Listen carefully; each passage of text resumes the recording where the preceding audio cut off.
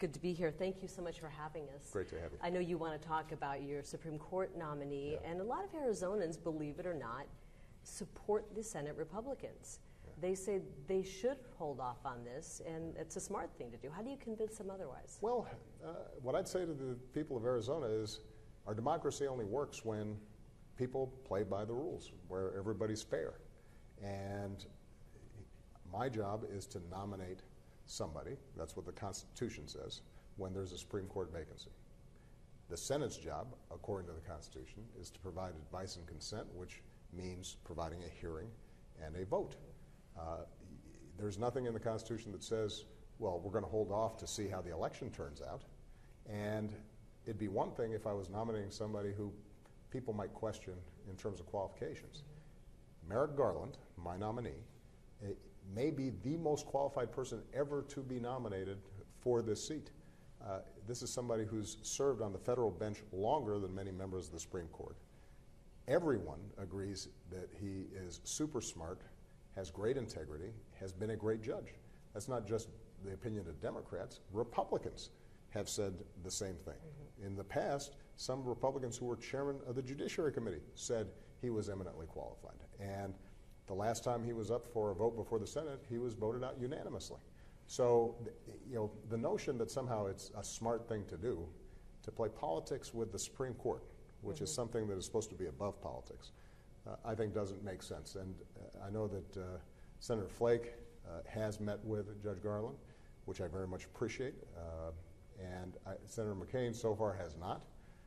I think, if the roles were reversed and Senator McCain had made a nomination, or any Republican president was making a nomination, I think they would be howling at the notion that you wouldn't provide even a hearing and a vote. So my main argument is, give him a hearing, let the people of Arizona hear what Judge Garland has to say, who he is as a man, and then if after those hearings, either Senators Flake or McCain can make an argument that he's not qualified, they can vote their conscience, but I don't think they're going to be able to do so. You've been to Arizona numerous times. Is your lasting impression our former governor doing this? No. Not at all?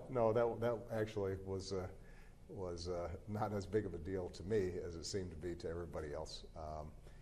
And look, I love Arizona. I love the people of Arizona. We've had a great experience there. And one of the things that we've seen in Arizona, as is true in the West, is the challenges that took place back in 2008. First time I was in Arizona, the housing market had collapsed. The economy was spiraling into a depression. Some of the steps that we took allowed a lot of people to bounce back, and although we still have challenges ahead, I think when people look back, they'll be able to say what's true in Arizona has been true for most of the country, which is we've been able to now have 6 straight years of job growth, and a lot of the housing markets recovered, and so it's a good reminder for me of the progress we've made as well. As a parent, does it concern you that all of these states are starting to pass recreational pot use? I am of the view that it is important for us to continue to treat any kind of drug use or alcohol use as a serious public health problem. And as a federal government, we are not pushing decriminalization.